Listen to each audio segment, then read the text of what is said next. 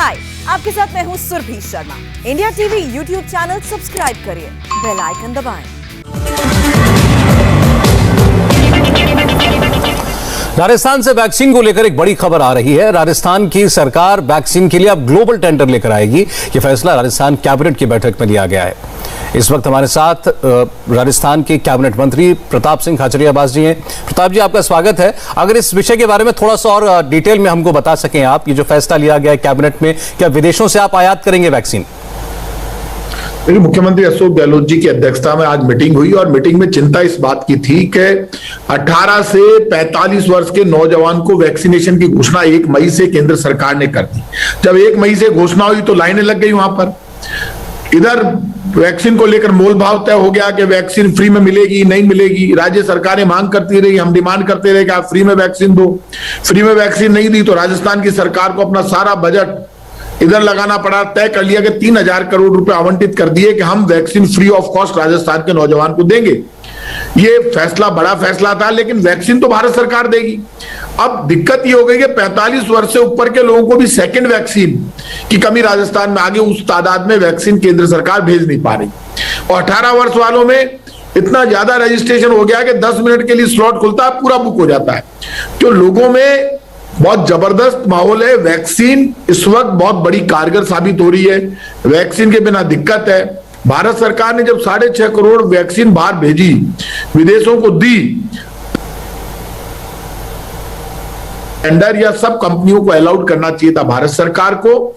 ये issue Congress BJP का नहीं है। सांसें टूट रही है, हालात इतने खराब है राजस्थान में। हम बेड दे सकते हैं, हम हॉस्पिटल दे सकते हैं, सारे साधन दे दें जी। आज राजस्थान के अखबार में खबर है कि हमको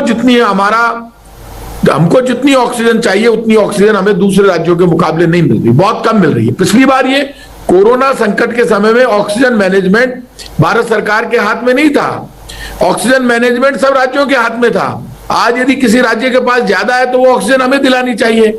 आप गुजरात को, एमपी को, यूपी को, हरियाणा को जो रेशियो मान लीजिए, हमारे 100 मरीज है, 100 मरीज पे जितनी ऑक्सीजन आप हरियाणा को, यूपी को, गुजरात को दे रहे हैं, एमपी को दे रहे हैं, उतनी हमें भी दो। ऑक्सीजन तो उतनी हमें भी लगेगी। जी, एक बार अगर वैक्सीन के विषय में हम पहले बात कर लें, उसके बाद हम इस पर आगे बात कर सकते हैं। मैं आपसे दरअसल शुरुआत में ये जानना चाह रहा था कि क्या कोई और डिटेल फैसला हुआ है कि आप टेंडर कब तक निकाल देंगे, या कोई किन्हीं पर्टिकुलर वैक्सीन को लेकर कोई सोच विचार बनाए कि हम इनमें ज्यादा इंटरेस्टेड हैं? देखिए, आप एक बात समझ लीजिए, जिस व्यक्ति के कोविशील्ड लग गई, अब तक जो डॉक्टर्स और साइंटिस्ट कह रहे हैं उसको कोविशील्ड ही लगेगी। ठीक बात। जिसके कोवैक्सीन लग गई उसको कोवैक्सीन लगेगी। ये भी डिस्कस मंत्रिमंडल में मुख्यमंत्री अशोक गहलोत जी की अध्यक्षता में जो मीटिंग उसमें हुआ। ये हमारे घर में नहीं है कि कोविशील्ड जिसको लग गई दूसरी लग जाएगी। ये सब डिस्कस करके कि भाई हालात ये है कि ग्लोबल टेंडर करने के लिए मुख्यमंत्री जी ने तो कह दिया कुछ भी करो वैक्सीन हो, क्योंकि वैक्सीन बहुत बड़ा बचाव है। ऑक्सीजन के लिए कुछ भी करना पड़े, हाथ जोड़ दिए मुख्यमंत्री जी ने, कह दिया भीख मांग ली, 3 मंत्री जाए और कुछ कह दिया। 25 सांसद राजस्थान से बीजेपी के जीते हुए। ये इशू कांग्रेस बीजेपी का नहीं, छोड़िए चलिए, लेकिन अब चाहे हमें जाना पड़े हम हाथ जोड़ लेते हैं। अब ये जो वैक्सीन का मामला है, ग्लोबल टेंडर की बात इसलिए आ रही है कि यदि कोवैक्सीन, कोविशील्ड या इसके अलावा भी बच्चों के लिए भी विदेशों में चालू हो गई वैक्सीनेशन, आपको पता है। फाइजर से जो भी तैयारी करनी है आगे की, ठीक है, वो वर्ल्ड लेवल पे हो, क्योंकि वर्ल्ड लेवल पे नहीं करेंगे तो बच्चों की वैक्सीन, ये वैक्सीन की जो प्रॉब्लम आ जाइए अब आगे नहीं आए वो। अच्छा, तो आपकी जरूरत कितनी है? अगर ये टेंडर निकाला जाएगा तो क्या इस पर चर्चा हुई कि आपको कितनी डोज की जरूरत है? आप ये मानकर चलिए, हमें 7 करोड़ वैक्सीन तो 2 डोज लगेगी 18 से 45 वर्ष वाले लोगों के लिए चाहिए, क्योंकि डबल डोज होगी। 3.5 करोड़ उनके लिए लगेगी, तो मान लो करीब 3.5 7, तो ये करीब 10% वेस्टेज हो जाती है। तो 7 करोड़ वैक्सीन तो इनके लिए चाहिए। राजस्थान अभी सबसे बड़ा प्रदेश है और इस वक्त ये वैक्सीनेशन हमको बहुत ज्यादा तादाद में चाहिए। जो तादाद में हमको चाहिए, 45 से ऊपर वालों की वैक्सीन भी कम पड़ गई, वो भी उस तादाद में केंद्र सरकार से नहीं आ रही है। सेकंड डोज का टाइम निकल रहा है। आप एक टेक्निकल प्रॉब्लम समझिए, सेकंड डोज का टाइमिंग है 42 दिन का, 42 से 56 दिन के बीच में, या 42 दिन में तो आपको कोविशील्ड जिसने लगवाई उसको 42 दिन में लगवानी पड़ेगी। अब सेकंड डोज आ नहीं रही है, वो आदमी भाग रहा है 45 से लेकर 75 वर्ष का आदमी इधर से उधर, क्योंकि बीमारी बढ़ रही है। बीमारी बढ़ने से दहशत बढ़ रही है।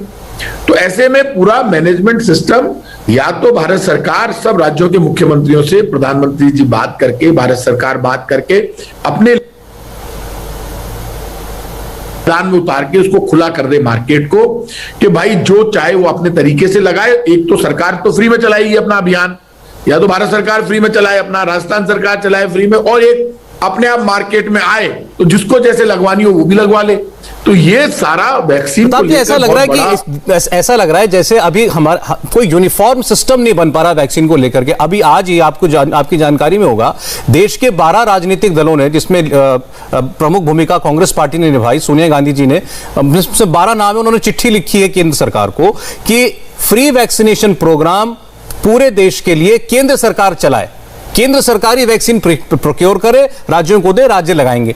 अब ऐसे में राज्य, आप जैसे राज्य महाराष्ट्र है, यूपी है, कई राज्य हैं जो कि विदेशों से आयात करने की बात कर रहे हैं। अब मांग ये हो रही है कि केंद्र सरकार सबको लगाए, लेकिन आप कह रहे हैं मजबूरी हमें बाहर से लानी पड़ रही है। तो ऐसा लग रहा है कि कोई एक राय नहीं बनी। आप सौरभ जी पूरी बात मेरी समझिए। अशोक गहलोत जी वही बात कह रहे हैं जो सोनिया गांधी जी कह रही है। राजस्थान का हर आदमी, हर नागरिक, वॉर जब युद्ध होता है तो ना प्रधानमंत्री, ना मुख्यमंत्री, ना मंत्री हमारे जैसे सब युद्ध के मैदान में उतरते हैं। इस वक्त ये बुखार तो मिटानी पड़ेगी, कोई कुर्सी नहीं है, सब कुर्सियां काम में निकल गई, अब काम करना पड़ेगा।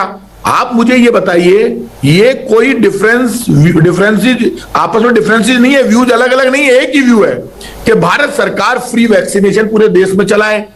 अब वो ग्लोबल टेंडर करें, कुछ भी करें, उस पर तो हम तैयार हैं ही, लेकिन अब जो राज्यों के सामने संकट खड़ा हो गया है, ऐसे में ग्लोबल टेंडर की बात की तो एक मुख्यमंत्री निश्चित रूप से कहेगा भारत सरकार जवाब नहीं देगी, तो आप इस रास्ते पर भी चल के देख लीजिए क्या कंडीशन है। लेकिन उसमें एक डिस्कस आ गया कि जिसके कोविशील्ड लग गई उसके कोविशील्ड लगेगी, जिसके कोवैक्सीन लग गई उसके कोवैक्सीन लगेगी। तो सोनिया गांधी जी जो बात कह रही है वो तो देश की बात कर रही है, सही कर रही है। इस वक्त ये जो टीके लगते हैं वो भारत सरकार लगाती है, जवाहरलाल नेहरू से लेकर मोदी जी तक। मोदी जी ने आके पैसा मांग लिया वैक्सीन का, सब प्रधानमंत्री लगवाते आए, पोलियो का टीका लगता आया, बचपन में हमारे टीके लगे, अपने आप लगते थे हॉस्पिटल में, पहली बार ये पैसा मांगा गया है। प्रताप जी, आज हमने बीजेपी के कई सांसदों से, प्रवक्ताओं से बात की, उनका कहना यह था कि भाई ये मांग तो गैर बीजेपी शासित राज्यों की ही थी कि वैक्सीन के प्रोग्राम को डिसेंट्रलाइज किया जाए, हमारे हाथ में छोड़िए, हम खरीदेंगे, हम लगाएंगे। आज आपके हाथ में दे दिया तो आप कह रहे हैं कि केंद्र सरकार लगाए। सौरभ जी, ये जो बीजेपी और कांग्रेस में बट के देश की बात हो रही है उसमें लोगों की सांसें टूट रही है। पहली बार मैं हमेशा लोगों से कहता हूं, संकट में सरकार का और नेता का पता चलता है, और ये संकट की घड़ी है। ये 3 महीने तक आपने, जब बीजेपी कांग्रेस की बात कर रहे हो तो चुनाव पे पेट्रोल डीजल के दाम नहीं बढ़ रहे थे, अब बढ़ने लगे, चुनाव खत्म हो गए, वहां पे जो होना था, इतना माल इकट्ठा कर रखा है वो तो जनता का ही खजाना है। अब ये कब काम आएगा पैसा? आप कह रहे हो डिसेंट्रलाइज, ये घुमा फिरा के बातें जो बीजेपी के नेता करते हैं, तब आदमी को गुस्सा आता है, तब आदमी। आप बताइए, केंद्र सरकार इतनी बड़ी भूमिका में है, वो तो ऐसे लड़ने लग जाते हैं जैसे गुना। अरे भैया, आपको तो गुस्सा सुनना पड़ेगा, आपको इस बात को स्वीकार करना पड़ेगा, आप फेल हो गए, आप तैयारी कर नहीं पाए, आपने टाइम किल कर दिया, आपने पूरा वैक्सीनेशन प्रोग्राम फेल कर दिया, आपने ऑक्सीजन मैनेजमेंट फेल कर दिया, लोगों की सांसें टूट रही है। आप तरीके से पूरा